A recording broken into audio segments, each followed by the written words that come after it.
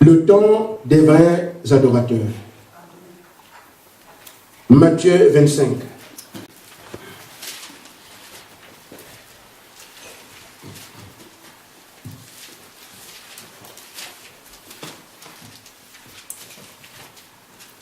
Matthieu 25, 1 à 13. Le royaume de Dieu sera semblable à 10 vierges qui, ayant pris leur lampe, allèrent à la rencontre de l'époux. 5 d'entre elles étaient folles, 5 étaient sages. Les folles en prirent leur lampe, ne prirent point d'huile avec elles. Mais les sages prirent avec leur lampe de l'huile dans les vases. Comme l'époux tardait, toutes s'assoupirent et s'endormirent. Au milieu de la nuit, on cria, voici l'époux, allez à sa rencontre. Alors toutes ces vierges se réveillèrent et préparèrent leurs lampes. Les folles dirent aux sages, donnez de votre huile, car nos lampes s'éteignent. Les sages répondirent, non, il n'y en aurait pas assez pour nous et pour vous. Allez plutôt vers ceux qui en vendent et achetez-en pour vous. Pendant qu'elles allaient en acheter, l'époux arriva. Celles qui étaient prêtes entrèrent avec lui dans la salle des noces, et la porte fut fermée.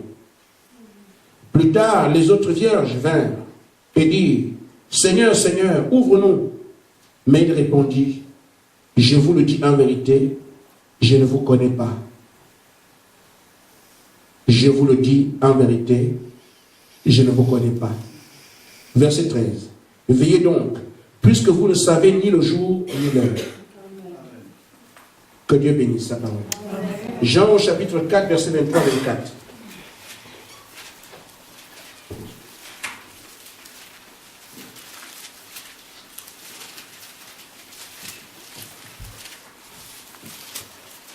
Mais l'heure vient et elle est déjà venue où les vrais adorateurs adorent le Père en esprit et en vérité.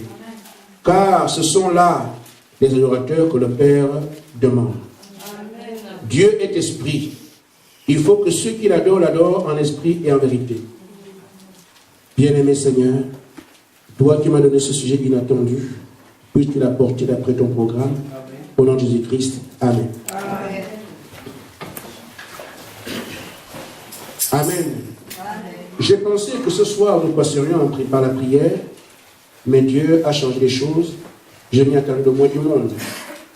Mais je crois que c'était pour nous le moment de recevoir le message de ce soir. Amen. Amen. Je voudrais donc faire que nous puissions réaliser une chose. La parole n'est pas prêchée pour animer une galerie. Amen. La parole de Dieu donne la vie. Amen. Amen. Nous ne pouvons pas avoir notre intérêt que celui de chercher cette vie. Amen. Amen. Amen. L'apôtre Paul dit que d'âge en âge, les élus n'avaient aucune seule obsession, la vie éternelle. Et si nous sommes ces élus-là, c'est ça notre obsession. Amen. La vie éternelle. Je suis en voiture, je pense à la vie éternelle. Amen. Je suis au travail, je pense à la vie éternelle. Amen. Partout où je vais, dans mes attitudes, dans ce que je fais, mon obsession, c'est la vie éternelle. Amen. Amen. Tout élu dans ce temps va vibrer au son de la volonté d'avoir la vie éternelle. Amen. Et nous savons que vous ne pouvez pas avoir soif de quelque chose qui n'existe pas. Et si on a soif de cette vie, c'est parce qu'elle est quelque part. Amen. Et le message du temps de la fin est porteur de cette vie. Amen. Amen. Amen. Nous devons donc être sûrs. Quand nous voyons la scène de Matthieu 24, nous voyons des vierges, des personnes à qui on ne peut rien dire. Amen. Mais qui aspirent attendant l'avènement du Seigneur. Tous les deux groupes. Amen. Donc, elles ont l'information. L'époux doit venir. Elles gèrent bien l'information. Comme l'époux doit venir, ça me concerne moi. Alors je veille. Amen. Comme l'époux viendra dans la nuit, il me faut la lampe afin que je puisse l'identifier. Elles étaient déterminés, engagés, pour pouvoir aller aux noces. Amen. Amen. Or, quand nous savons que la parole est une lampe à nos pieds, comme dit David, c'était des croyants. Les 10 vierges sont les types des croyants. Amen. Amen. Des croyants qui n'ont rien qu'on puisse leur reprocher, vierges, parce que sanctifiés, parce que nettoyés, parce qu'engagés sur le chemin de la foi, parce qu'ils ont aussi l'information de ce que le Seigneur vient prendre les siens. Et ils ne sont pas oisifs, ils disent, comme le Seigneur vient, je suis occupé à faire quelque chose. Je dois garder la parole. Veillant à ce que le Seigneur, quand il vienne, que je puisse le reconnaître. Parce que vous ne pourrez pas connaître Dieu par votre pensée. C'est la parole qui indique la direction. Amen. Et elles étaient là avec la parole. Les vierges. Amen. Amen. Mais on nous dit ici qu'elles ont été folles. Un groupe a été fou. Pourquoi? Il leur a manqué quelque chose. C'est vrai que la lampe s'allume. Elle est allumée. Mais la lampe ne peut demeurer allumée. Amen. Comme nous le voulons, que si nous avons de l'huile en réserve. Parce que si ça atteint un moment donné, je peux faire en sorte qu'il soit toujours allumé. Les autres ont donc réfléchi. Je veux que quand le Seigneur vient, il doit trouver ma lampe allumée. Mais il se peut que l'huile que j'ai ici diminue ou que ça finisse. J'ai une huile en réserve qui me permettra d'ajouter encore de la flamme à ma lampe. Amen. Mais les autres qui étaient prêts aussi, qui aimaient aussi le Seigneur, qui attendaient son avènement, ont oublié ce détail, que la lampe peut s'éteindre. Et si elle s'éteint, que l'époux vient, la lampe est éteinte, comment vas-tu le reconnaître? Amen. C'est ainsi que finalement, on déclare que ces vierges ont été folles. Mais c'est quoi la folie? C'est d'avoir oublié le principal. L'huile. Amen. Amen. Et l'huile est le type du Saint-Esprit. Amen. Nous ne pouvons être sûrs de voir l'époux, d'assumer notre rôle d'épouse, que si nous avons de l'huile. Amen.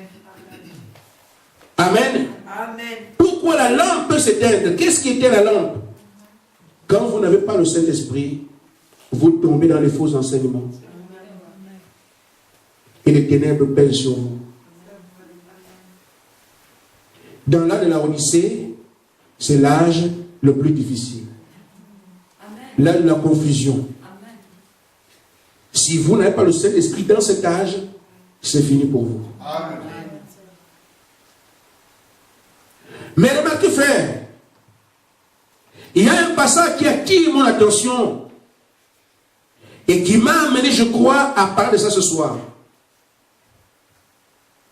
C'est qu'au verset 12, des vierges, des croyants qui attendaient le Seigneur, qui avaient la parole, qui se sont sanctifiés.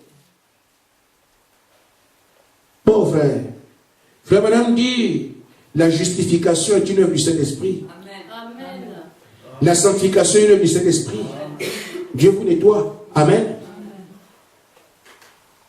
Mais il dit de ceux qu'il a justifiés, de ceux qu'il a sanctifiés, je ne vous ai pas connus. Qui nous a sanctifiés? C'est lui. Qui nous a justifiés? C'est lui. Mais comment ne nous connaît-il pas? Amen. Une œuvre inachevée. Amen. Parce qu'il y a l'engagement de l'homme dedans. Il y a le discernement qu'on fait sur la parole dedans. Le message aujourd'hui, frère, il y a plein de dénominationnels dedans. Si Dieu ne nous avait pas aimés, on ne serait pas en train de faire ça. Amen. On aurait été une dénomination du message. En parlant de Dieu qu'on ne voit pas, on ne sent rien, on dit bon, c'est après. On enseigne même aujourd'hui que le Saint-Esprit ne vient plus comme il venait à la Pentecôte. Il vient, vous ne sentez rien. Les gens sont occupés à vendre des habits, à faire les gens de l'église, à devenir riches. Les gens sont occupés à des grosses doctrines, des choses inimaginaires, du moins inimaginables. C'est devenu le culte des doctrines. Mais l'apôtre Paul dit que nous sommes dans un temps où les gens se donnent des fous de docteurs qui vont prêcher des choses qui sont agréables à l'oreille. J'ai entendu de mes oreilles que le diable reçoit le Saint-Esprit. Ça, quand quelqu'un prêche ça, vous entendez ça? Ah bon? Comment est-ce possible? Il explique l'esprit avec des choses tordues. Ah là là.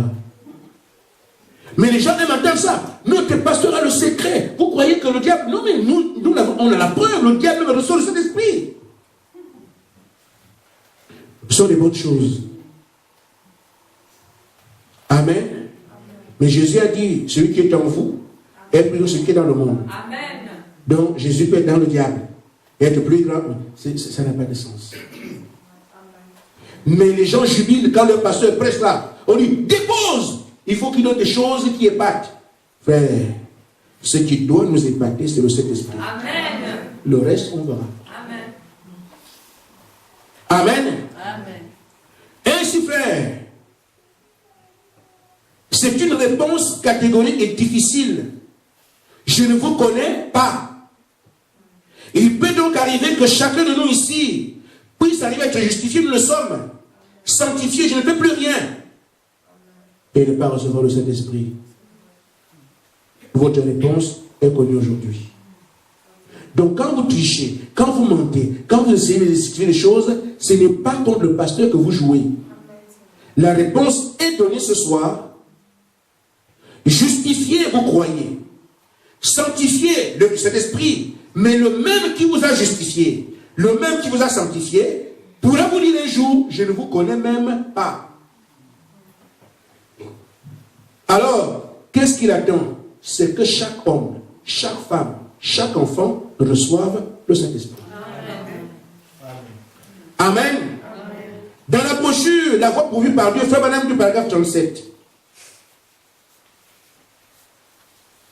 Amen. Les hommes devraient se rassembler aujourd'hui, non pas être un troupeau dans une cage de poules dénominationnelle, mais entrer de la manière dont Dieu a dit d'entrer, par le baptême du Saint-Esprit et la nouvelle naissance. Un réveil où on se rassemble. L'indication que Frère Madame donne dans cet âge, c'est qu'on ne se rassemble pas seulement comme une nouvelle poulailler dénominationnelle. Nous devons entrer par le Saint-Esprit. La réponse est que de tous, le monde entier connaît cette réponse. Je ne vous connais pas. Des hommes et des femmes qu'il a justifiés et qu'il a sanctifiés. Vous voyez qu'il n'y a pas d'échappatoire. Amen. Il dit, non pas adhérer à l'église. J'ai pris au lys de la vallée. Ce n'est pas ça. Membre d'église, non. Amen. Amen. Faire du porte-à-porte, distribuer les magazines. Je suis chrétien, oui, c'est comme ça qu'on fait, non? Je me souviens de combien de fois on m'a fermé la porte. Coco, oui, je suis chrétien, je dis, amen, on ferme. Surtout avec un visage comme le mien. Amen. Tu peux être la femme noire et vilaine, ça fait un mauvais mélange. Alors, voilà, ça fait peur. Mais, c'est parce qu'on va avec les magazines. Mais si vous partez chez un paralytique et qu'il se lève, il oublie ton nez. Amen. Amen. Amen. Vous partez chez un aveugle, il ne voit pas l'Africain. Mais si tu viens, tu es vilain, tu as un gros ventre, tu es noir, tu as des choses quand même. On ferme, et c'est normal. Amen. Mais, c'est dans les choses d'apparence vile que Dieu se cache. Amen. Amen. Amen. Amen. C'est dans ce qui est rejeté. La pierre que les hommes ont rejetée est devenue la pierre principale de l'angle. Amen. Dieu sait faire ces choses. Amen. Alors que Goliath était là, amen, On pensait que le célèbre saule, beau de figure, grand de taille, un croix imposant, ferait quelque chose. Mais Dieu allait prendre un enfant là-bas. Quelqu'un qui n'avait pas le droit de rester là où il est. Il est venu parce qu'il a de la nourriture. Il n'avait même pas de place. Quand ils sont allés en dehors, on l'a laissé. Amen. Les hommes ont fait leur calcul. Nous croyons qu'il faut qu'il soit blanc, bien intellectuel, doctorat en théologie. Il a une grande église de renommée. Amen. Mais la renommée, elle n'a rien fait devant Goliath.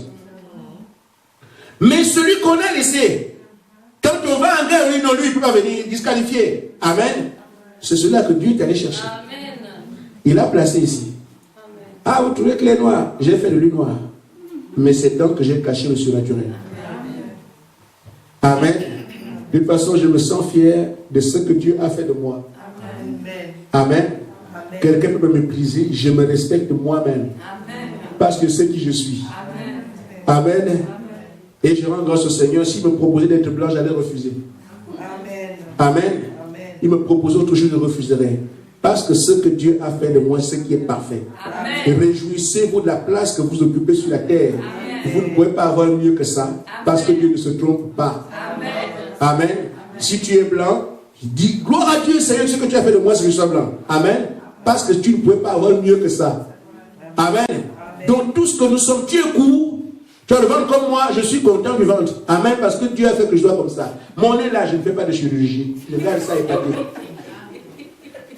Amen. Mais si je voulais allonger, je n'allais pas bien respirer. Amen. Notre Dieu est bon. Amen. Mais je l'aime comme ça. Amen.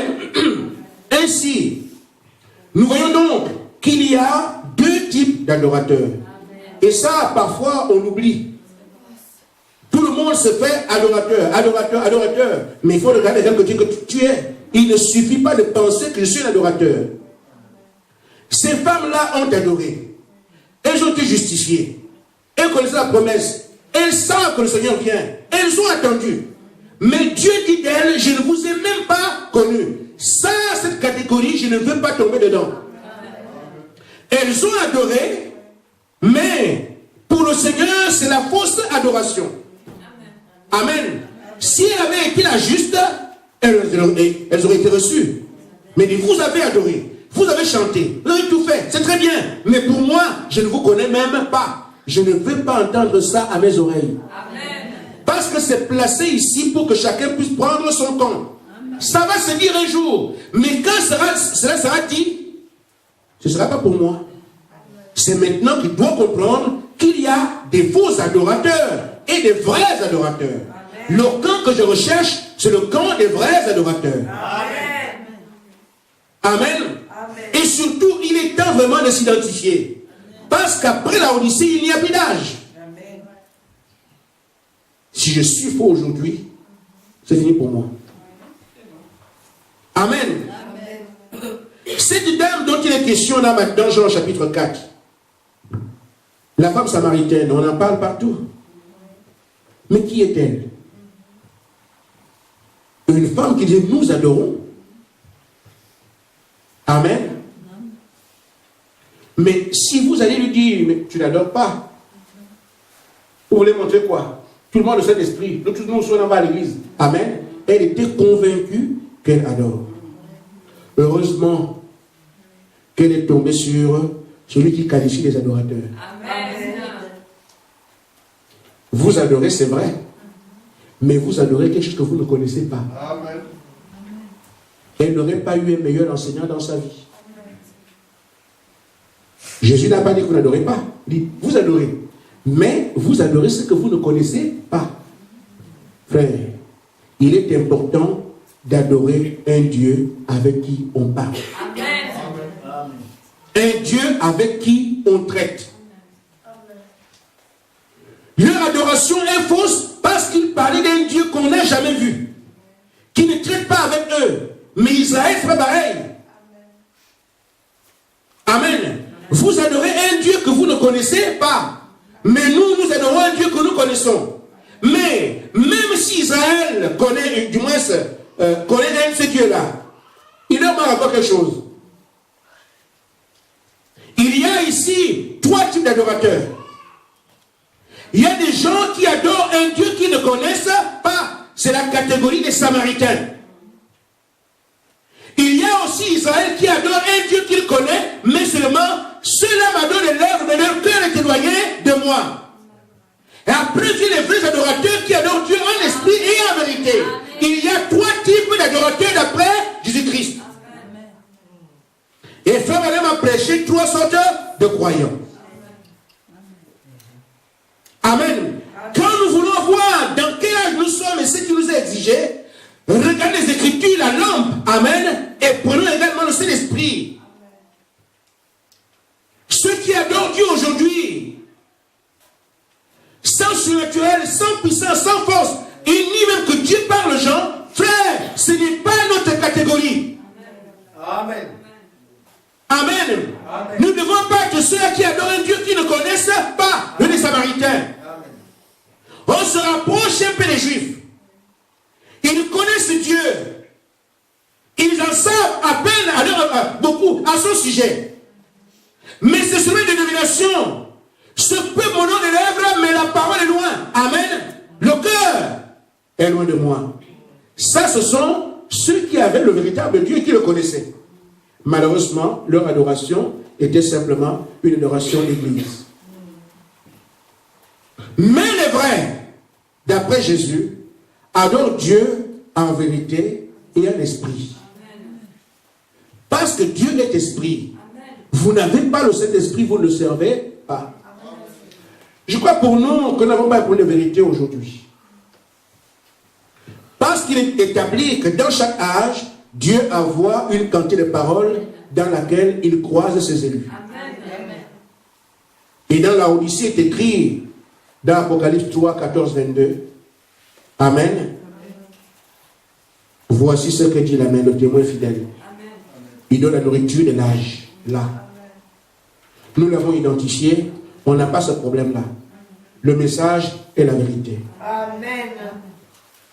Mais ce qu'il nous faut faire, c'est le Saint-Esprit. Amen. C'est tout ce qui reste. Amen. Frère Branham dit, dans question-réponse sur le Saint-Esprit, paragraphe 41, il dit, la vie éternelle, mais quand le Saint-Esprit vient, c'est lui qui est la vie éternelle. Amen. Amen. Vous savez, la sanctification, vous êtes engendré par l'Esprit. Mais vous n'êtes pas né par l'Esprit. Pas la différence. Engendré par l'Esprit, mais pas né. Vous engendrez un enfant dans le sein de sa mère, il n'est pas encore né. Vous êtes toujours le Père. Dans le ventre, vous êtes le Père. À l'extérieur, vous êtes le Père. Engendré, mais pas né. Amen. Vous n'êtes pas de l'Esprit. Tant que le Saint-Esprit n'est pas entré en vous, vous n'êtes pas encore né. C'est exact. C'est pour ça, frère Branham a parlé de ça en parlant d'une marche. Et quand vous êtes justifié, vous êtes baptisé, votre voyage commence là. Le diable viendra vous dire, vous êtes déjà sauvé. Vous avez le Saint-Esprit, vous avez tout. Amen. Et c'est pour ça que la plupart du temps, quand les gens ont été baptisés, ils commencent à dormir. C'est l'enseignement dénominationnel, l'enseignement de Satan dans le monde. Or, c'est quand vous êtes baptisé, le baptême d'après les Écritures est un engagement. Amen. Amen. Amen. Quand je m'engage dans la rue, je ne peux pas signer mes papiers, je rentre chez moi. Je dois maintenant commencer le service. Amen. Amen. C'est un engagement d'une bonne conscience envers Dieu. 1 Pierre 3, 21. Donc quand je m'engage, quand je prends le baptême, c'est là que je prends mon engagement à servir Dieu. Amen. Mais l'enseignement des païens, une fois que tu as pris ton baptême, tu deviens Édouard. Avec qui Édouard? Alors tu es chrétien, l'autre s'appelle Aladji. Donc vous n'êtes pas pareil. Ce n'est pas de ça qu'il s'agit. Une fois que vous êtes engagé, c'est là que le service commence. Amen. Et vous deviendrez plus tard un soldat. Amen. Amen. Amen. Mais nous ne supportons pas la partie difficile. Mais c'est l'entraînement, c'est la formation, c'est ce qu'on fait de vous après l'engagement qui fera de vous un militaire plus tard. Essayez d'aller au front. Juste après qu'on vous ait donné les papiers militaires. Peu déjà combattre, donnez-moi un fusil, vous ne saurez même pas comment tirer.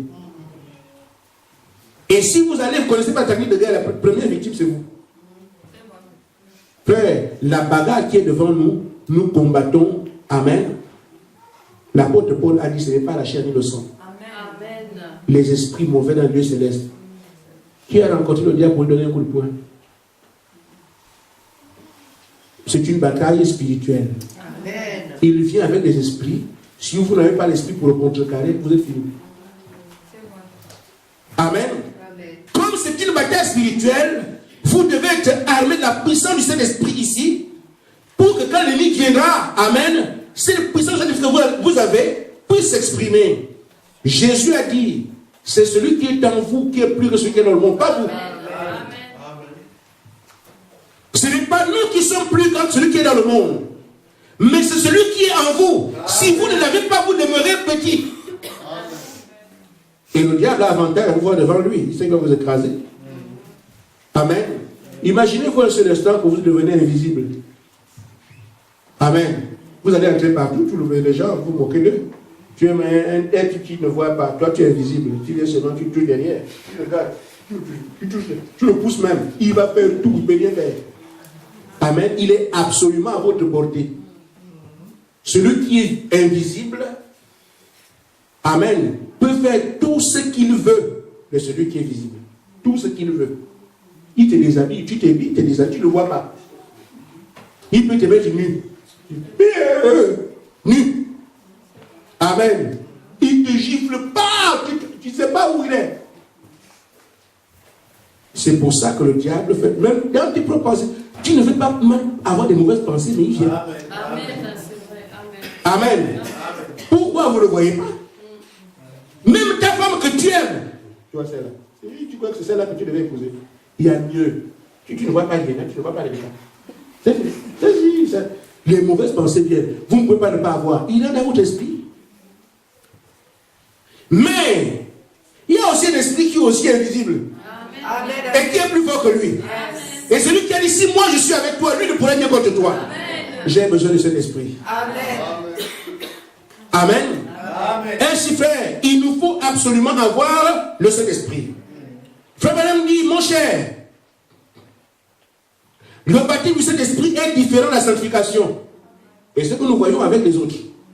Je suis sanctifié, je ne mens pas, je ne triche pas. Ce n'est pas ça. Mener cette vie in évangile, être un modèle, c'est très bien.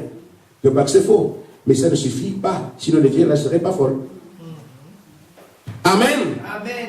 Le Saint-Esprit du Saint-Esprit est différent de la sanctification. La sanctification, c'est la purification. Et ça, c'est obligatoire. Rendre pur. Purification, rendre pur. L'apôtre Paul dit, sans la sanctification, personne ne verra Dieu. Notre travail se fait à ce niveau-là. À un moment donné, on est en haut, à un moment donné, on est en bas. À un moment donné, on est en haut, c'est la bataille. Amen. Amen. Nous devons arriver. C'est vrai qu'il y a beaucoup de choses que nous devons faire. Il y a la parole, elle est prêchée tout le temps. Mais veillez à ce que nous puissions mener jour après jour cette vie de sanctification. Parce que sans la sanctification, il n'y a rien qu'on puisse faire. Amen. Amen. Amen. La sanctification, c'est la purification qui prépare à la vie. Mais quand le Saint-Esprit vient, il est la vie. La préparation, c'est purifier le vase. Amen. Le Saint-Esprit, c'est remplir le vase. Amen. Amen. Donc, alors que nous sommes dans le Saint-Esprit, nous devons mener cette vie pure. Dans nos foyers, dans nos relations avec nos frères, dans nos relations à la maison. Veiller, c'est ça la veille en fait. Veiller à ce que quand l'époux arrive, qu'il puisse trouver une place dans votre âme. Amen. Nous ne sommes plus loin. Les visions ont montré que l'homme qui buvait une potion amère, amen, il lui restait juste un petit fond à vider. Nous continuons à souffrir, mais il restait un peu frère. Amen. Amen. Une fois que le vase est purifié, alors le Saint-Esprit le remplit. Amen. Amen. Frère Madame dit encore, la sanctification signifiait être nettoyé, mis à part pour le service. Le Saint-Esprit, c'est de mettre le vase en service. Amen. Donc, on n'est pas serviteur de Dieu avant le Saint-Esprit. On n'est pas adorateur de Dieu avant le Saint-Esprit. il y a une réponse qui nous attend. Soit, allez à sa rencontre, vous partez, et on ferme la porte derrière vous. Soit vous venez cogner, je ne vous ai pas connu. Il n'y aura pas une autre prédication. Ce que nous avons ici, c'est le Seigneur qui nous parle. Amen. Ceux qui ont commencé à virer, rentrez dans les rangs. Amen. Ceux qui ont commencé, qui ont voulu lâcher prise, ne lâchez pas. Restons groupés. Amen. Le Saint-Esprit est pour nous. Amen. Amen. Et nous allons la voir. Amen. Il faut simplement que nous puissions suivre la consigne. Amen. C'est pour ça qu'il descend parmi vous. Je vois ça, je vois ça. Je vois ça, je vois ça. Frère, si vous écoutez tout ce qu'on entend partout, vous pourrez arriver à chanceler. Mais j'ai dit, je remercie le Seigneur parce qu'il nous a préservés. La grande ruse de Satan aujourd'hui se fait sur le Saint-Esprit. Parce qu'il sait que c'est le Saint-Esprit qui est son adversaire. Amen. Il fera tout pour que vous ne l'ayez pas. Parce que vous êtes une vingtaine, une trentaine de personnes qui reçoivent le Saint-Esprit dans une ville. Frère. Et pendant que nous sommes là, nous ne sommes pas grand-chose. Un héritier, tant qu'il n'a pas son héritage, ne peut pas se taper la poitrine. Amen. Il est d'un ordinaire comme tous les autres. Amen. Mais le jour où il prend son héritage, Amen. il peut présenter, voilà ma maison. Amen. Voilà la banque là, c'est pour moi. Voilà ça. Amen. Mais tant qu'il n'a pas récupéré son héritage, il est comme tout le monde. Amen, c'est vrai.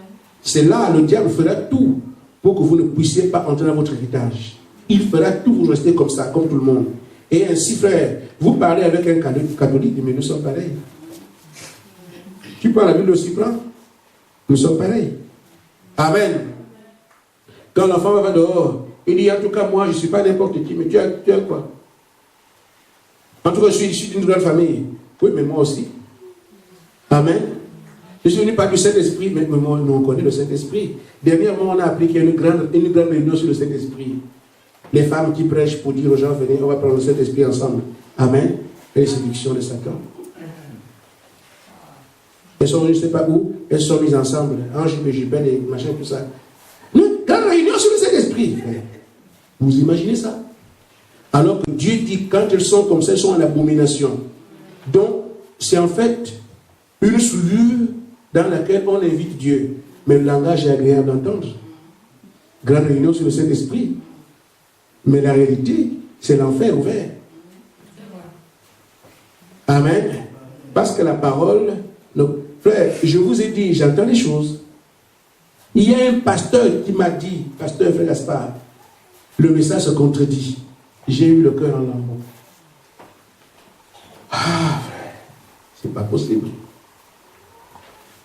Parce que l'épouse parole ne peut être une épouse parfaite que si la parole est parfaite. Amen.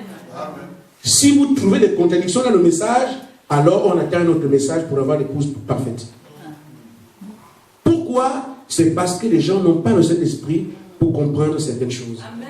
C'est pour ça qu'on dit que la Bible se contredit. Oh, vous regardez la Bible, elle ne peut jamais se contredire. Amen. Mais c'est parce que les hommes qui sont entrés n'ont pas l'Esprit de Dieu. Et ils trouvent des contradictions. Je disais à un frère, quand on dit par exemple, Jean fait le compte rendu sur Jésus, Marc fait le compte rendu sur Jésus. Mais ils ne disent pas la même chose, pasteur. Pourquoi ils ne disent pas la même chose? Et pourtant, ils ont le même esprit. J'ai dit, mais d'accord, c'est bien. C'est une très bonne question. Mais il y a deux réponses. Tu as été à l'église cet après-midi. Si on te dit de raconter ce que tu as vu, et moi, on me dit de raconter ce que j'ai vu, penses-tu qu'on aura vraiment les mêmes mots? C'est simple. Il n'y a pas à compliquer. Allez au stade, vous regardez le match ensemble. Amen. Pour ceux qui y vont, on te dit, viens raconter ce que tu as vu. Et ton frère qui était à côté de toi et te touchait, lui aussi raconte ce qu'il a vu. Vous allez donner les mêmes mots. C'est impossible. Amen. Amen. Naturellement, quand Jean parle, il parle d'après ce qu'il est, ce qui a attiré son attention. Est-ce qu'il pensait à sa femme au moins un événement est passé? Est-ce que tu regardais, vous vivez les sensations c'est ce que vous rapportez. Moi, ce que j'ai vu, c'est ça. L'évangile, c'est quoi? C'est le témoignage de la vie de Jésus-Christ. Amen. Donc, quand Jean raconte, il raconte d'après sa sensibilité. Il est tout, il raconte. L'autre raconte. Vous ne pouvez pas dire un mot. Il fait, tu ne vois pas ça? Et là, on ne peut pas comprendre ça. Il dit, mais c'est simple. Autre chose, sur le plan spirituel, les 4 évangiles, frère, vous savez, tous n'étaient pas les apôtres. Amen. Vous savez ça? Il n'y a que 2 apôtres parmi les évangiles. 2. Matthieu et Jean. Les 2 autres ne sont pas les apôtres. Fouillez la liste des apôtres, si vous trouvez, vous viendrez me dire. Marc aussi, vous ne trouvez pas. Ce sont des hommes qu'on appelle les scribes, qui ont relaté la vie de Jésus. Et chacun d'eux avait son inspiration. Marc avait l'inspiration, l'onction du veau. Luc, l'onction de l'homme. Amen. Matthieu, l'onction du lion. Et Jean, l'onction de l'aigle. Les 4 êtres vivants qui sont devant le trône de Dieu. Amen. Amen. C'est comme ça qu'ils ne peuvent pas dire la même chose. Amen. Donc, quand Luc vient, c'était un homme. Il parle la généalogie. Jésus a commencé comme ça. Il est venu à Jérusalem. Il parle de Jean-Baptiste. Il vous raconte l'histoire comme un homme. Amen. Mais quand Jean vient avec l'onction de l'aigle, lui, au commencement était la parole était avec Dieu, il était là-bas. Non, parce que c'est un prophète. Ils ne peuvent pas parler de la même chose avec les mêmes mots. Ils ont des options différentes. C'est pour ça que quand quelqu'un voit la contradiction dans le message, Amen. Parce que le Saint-Esprit ne se contredit pas. Amen. Le Saint-Esprit qui a prêché, que Frère Branham a reçu au commencement, c'est le même Saint-Esprit qui l'a conduit, le même Saint-Esprit qui a ouvert les sceaux, le même Saint-Esprit qui prend le message du début à la fin. Il ne peut pas se contredire. Sauf qu'il le fait avancer de révélation en révélation. Parce que le Saint-Esprit nous établit par la vérité, aussitôt dit aussi te fait, tu as tout. Non, il te met, il te prend la vérité, il te conduit dans toute la vérité. Quand le Saint-Esprit viendra, il vous conduira dans toute la vérité. C'est-à-dire qu'aujourd'hui, il y a une quantité de choses que tu connais. Mais au fur et à mesure, il avance avec toi. Il avance avec toi. Amen. Il ne peut pas y avoir de contradiction dans le message. Amen. Sinon, on attend un autre pour avoir l'épouse parfaite. Maintenant, ce qu'il y a à faire, nous avons bien compris qu'il y a des réponses qui seront données. Préparons-nous que les vases soient gardés purs. Amen. Et au verset 13 de Jean 4, ou de Matthieu 24, il est dit, veille, parce que tu ne connais pas le jour ou l'heure. Amen. Amen. Au lieu de veiller quoi? Veiller dans l'état de sanctification. C'était des vierges. Amen. Justifiés, sanctifiés. Veille, frère. La promesse est là, mais nous ne savons pas quand. On ne sait pas le jour ni l'heure. Veille seulement à ce qu'il n'y ait pas de rapine qui vienne salir ton vase. Amen. Parce que tout à coup, boum. Que Dieu vous bénisse.